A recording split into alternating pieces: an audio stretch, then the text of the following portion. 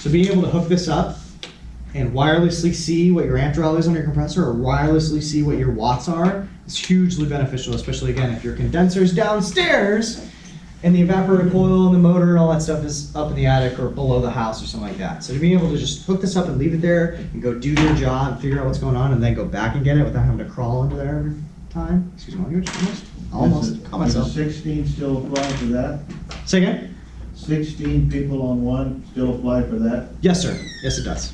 You think about that for a classroom like us here. I know. It's All amazing. students read the same thing. That's what's good. Amazing. It definitely helps you guys out a lot. Next thing I have here is a. Do you want to take a stab at it? You can't answer, you can't answer, you can't answer. If you already have something, you can't answer. Make it easy. All right? What is this? Leak detector. He already knew. He's like, I've seen it. All right, come over here and get this thing for me. Don't make me walk all the way back there. You owe me that.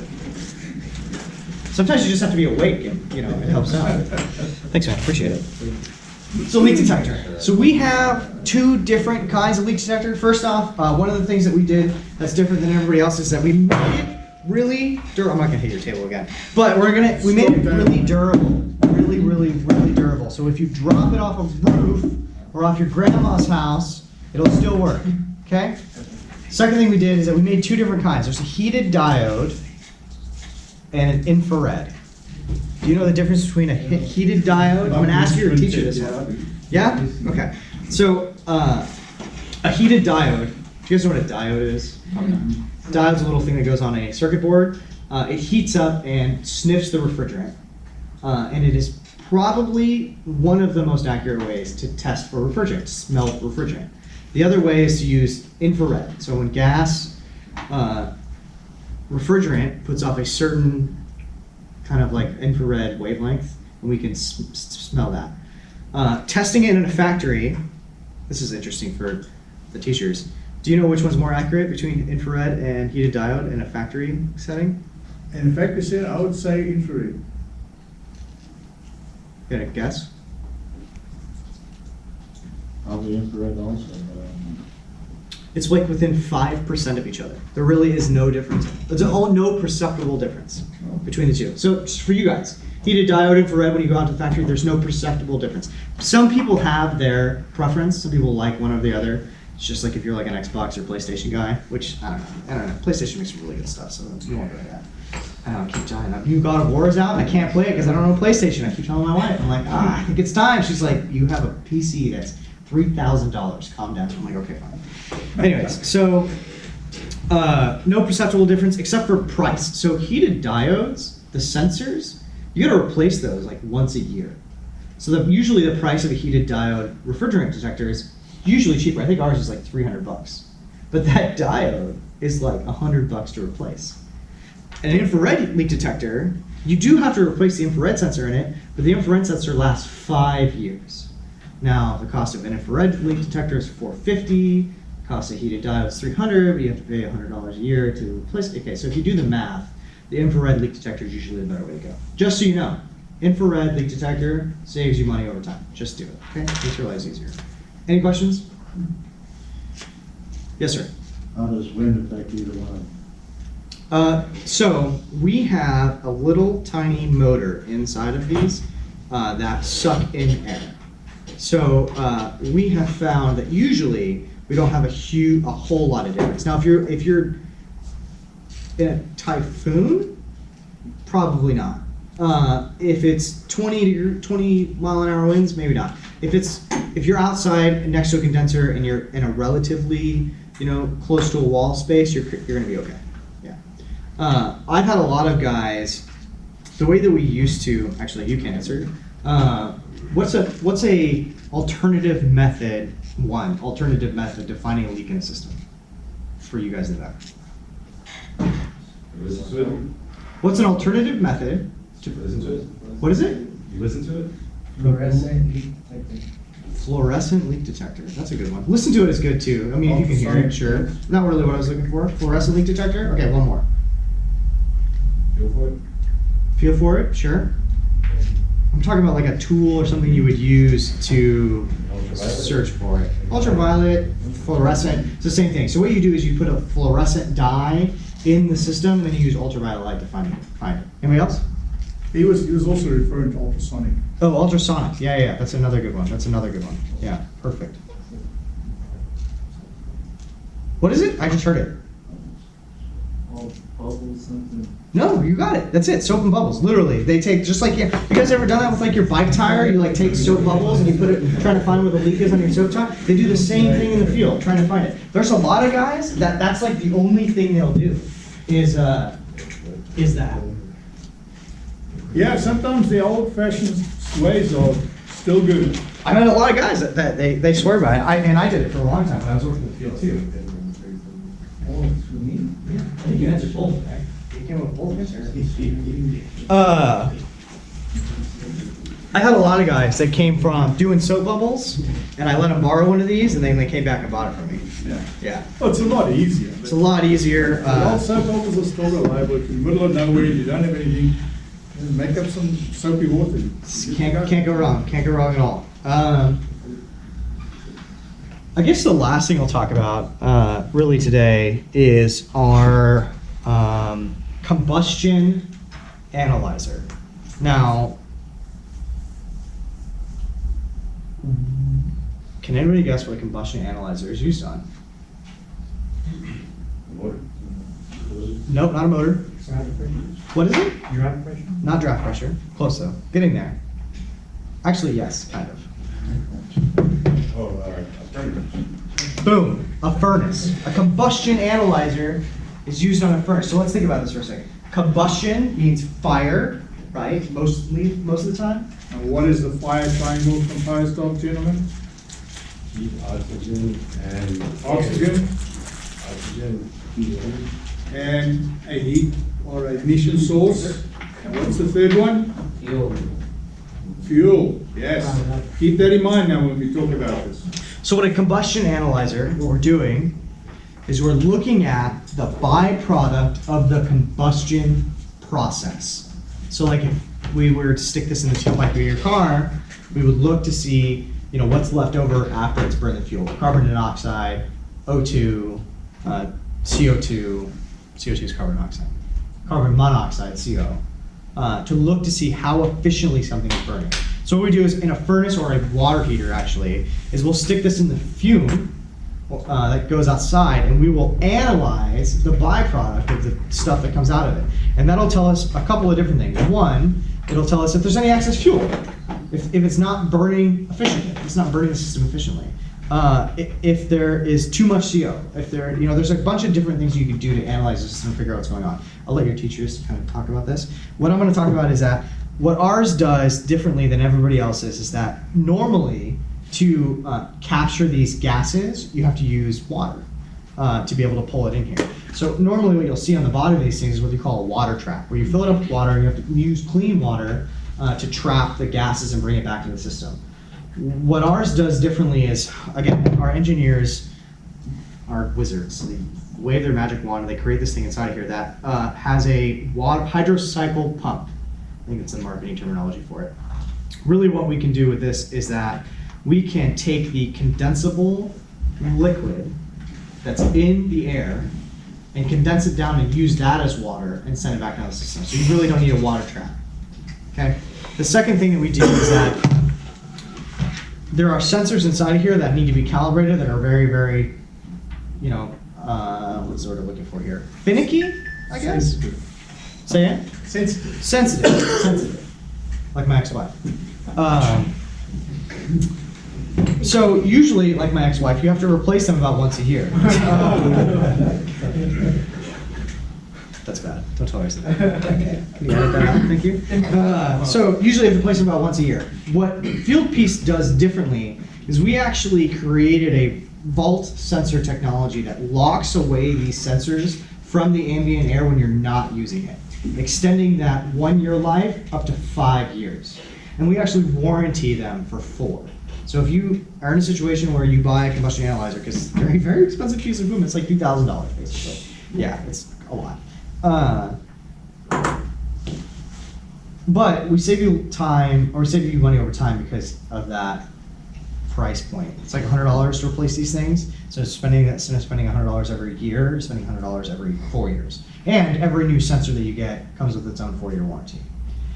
Here's the other thing that's really cool about this thing. It's also wireless. It's like a running theme here.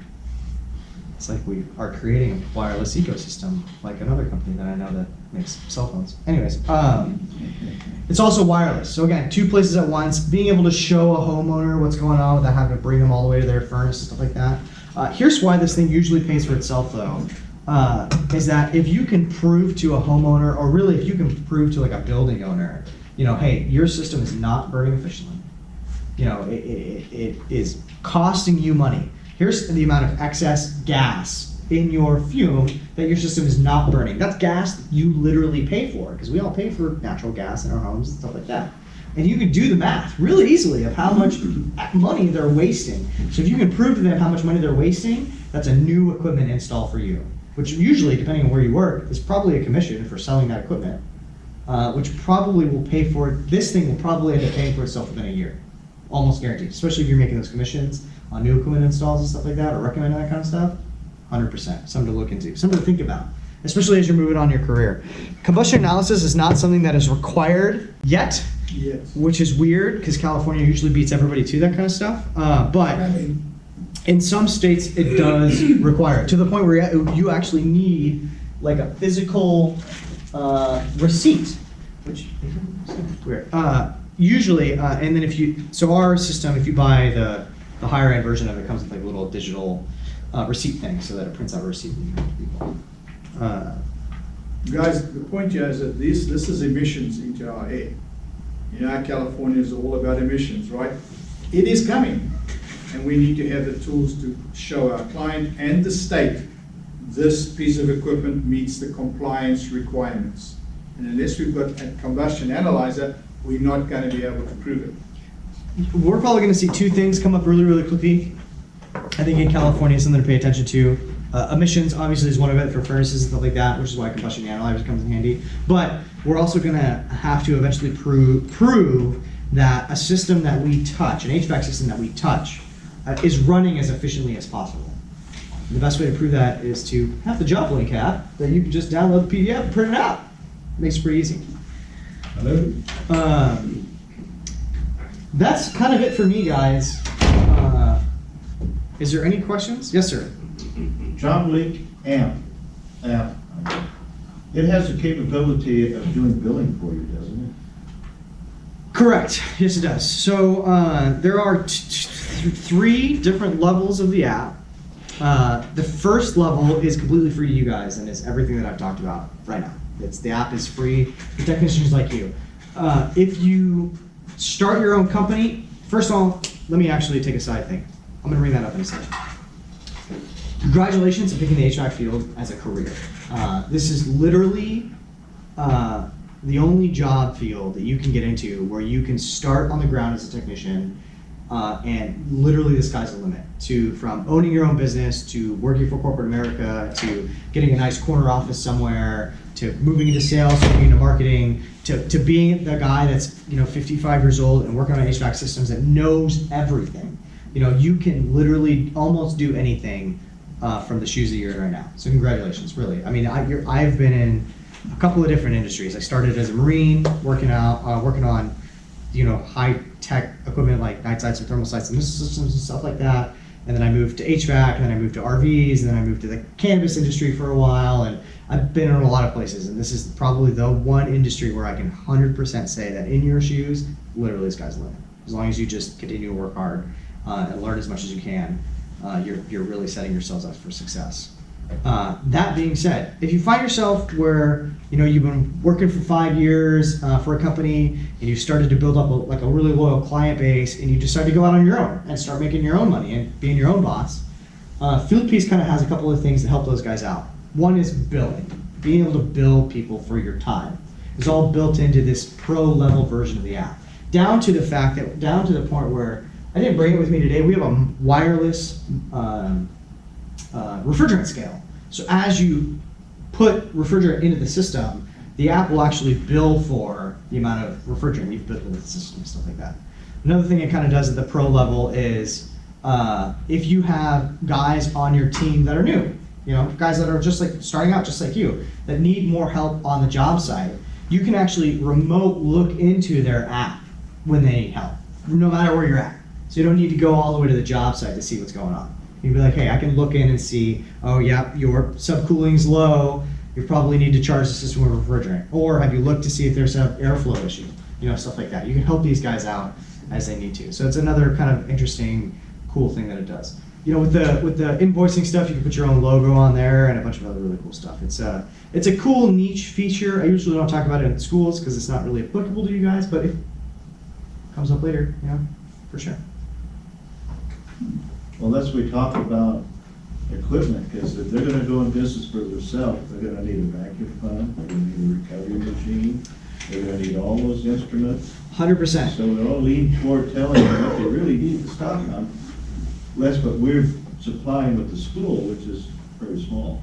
100%. And you'll find out there that there are a lot of different companies. And one thing I really want you guys to take away from Fieldpiece is that we are the premium option, and we don't put something out unless we're going to innovate it and make it better in one way. Whether it's an extra large condenser, an auto shut off, being able to change the oil while it's running, and being able to run a vacuum for 2 minutes without oil. Or the most accurate way to test for airflow, the most accurate way to get, actually we didn't even talk about this, did we? Real quick, can we talk about this real quick? The most accurate way to get pipe temperature, or temperature from a system on your high side, low side, is this little clamp right here. Literally, we have a patent on this technology where this creates a closed electrical loop. Everybody follow me? Closed electrical loop, which means that electricity runs through this thing. What happens is that we clamp onto this metal copper pipe, and it creates a closed electrical loop utilizing the copper pipe. So we are actually using the system as a measuring tool to get our measurement. We are the only people that have this technology, and it makes it the most accurate available. It also has a built-in barometer. All right, for the last thing that you could win today, and actually, I'll make it really good. It's a wireless micron. For a wireless micron gauge, I know. first raise your hand. Yeah, he's like, first person raise your hand gets your answer. What does a barometer do? Maybe I just raised pressure. Perfect. Yes. Damn, he got it. Amazing. Here you go. Wireless micron gauge. It measures pressure as you change elevation, or it measures pressure in the air. And really what this does is it changes and can calculate, based off your elevation, what the temperature should be. So really, especially when you go up into the mountains and stuff like that, all that stuff changes. So being able to have something that does that for you is amazing. Should you be on a pipe, or what happens if you get on a fitting, like an elbow or a T? It will not read it. So what happens is, it's actually, I'll turn this on for you. It sits here, it blinks green when it has a good connection and it has a solid, read through. But as soon as you open it, it turns yellow and it's like, no, I can't read anything. So if you put it on something that has no conductivity, it will not work. Alternatively, too, is that if you have a lot of scaling or a lot of corrosion on the pipe that would affect its reading, it's going to force you to do your job and clean that pipe before you actually get your reading. We have so many people complain about that too. It's like the #1 complaint. They're like, oh man, every time I use these things, I have to sand the pipe. I'm like, you mean you have to do your job and get an accurate reading? Oh, I'm so sorry. My bad. They come with this piece of sand. Yeah, absolutely. What's really kind of cool too, just some little facts for fun here, is that if you have an S-Man and you have this wireless, or you have these wired ones, and you get a wireless kit, you can actually pair this with the S-Man and drop these wired things. Yeah, just a little cool thing that we do. Almost all of our tools kind of integrate together, whether it's through the wireless app or they all talk to each other. For example, if you remember, I told you this has a micron gauge on it. You can actually pair your wireless micron gauge to this so that you can see it in both places, and put it on the app so you can see it in 3 places. It also pairs with the wireless scale, which I didn't bring today because I didn't think about it, to be honest with you. I did not think about the fact that I was doing this course until about 9:30 last night. I was like, I literally have not prepared for this at all. I'm so sorry to you, everybody. Hopefully it wasn't too boring, and I answered some questions. At least you guys got some cool stuff. Some of you anyways. See me after if you didn't. Any questions? Along with the combustion analyzer, you got a manometer. Yes, you're right. That is very true. That's one thing I forgot about. Conveniently located on the bottom of this is a dual port manometer. Somebody know what a dual port manometer does? Not you, in the back. Yes, sir? Check pressure, What kind of pressure? air pressure. Perfect. I guess technically you can use a manometer to test airflow pressure as well, but that's what we use. That's what we use it for. So yes, the combustion analyzer does have a dual port manometer on the bottom of it. Did you see that from there? I have, Oh, you have one of the Cat 85?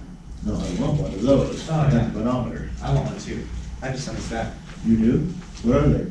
For price wise? Just because these guys have to supply these tools, I gotta know how much you're paying. Sure. Yeah, it's like $2,000, I think. Yeah, maybe 19. Yeah, it's a very expensive tool. Again, I do not claim that Fieldpiece is the cheapest. I claim that we were the best. You know, with that, unfortunately, it does come a little bit of cost. Thank you guys for listening to me for blabber on for a little while about Fieldpiece. If you have any questions, please come talk to me. Do you guys have a break or something like right now? We can give 5 minutes. And then I can answer any questions for you guys, hand out a business card if you guys want it. The digital gauges, Yes, sir. how how much are they? I know they've got 2 temperature sensors included and the vacuum gauge, so. Asking me hard questions. I'll find out for you right now. So the price is gonna, I've seen that gauge go with a scale for about $1,000. with the scale? With the scale. Yeah, that sounds about right. I would say that your best bet is to shop around because, like, you know, like somebody like Johnstone or Baker, they like buy hundreds of thousands of dollars worth of product, so they get price discounts because of that. So you're always gonna find it cheaper at a bigger place like Johnstone or something like that versus like a small mom and pop place. If you can support the mom and pop place, more power to you. If you just need to get something and save a little bit of money, probably the best place to go, Johnstone, Baker, stuff like that. Just some food for thought. It's just a numbers game, guy. You buy more, you pay less. 100%. And really, the biggest thing is that there is nothing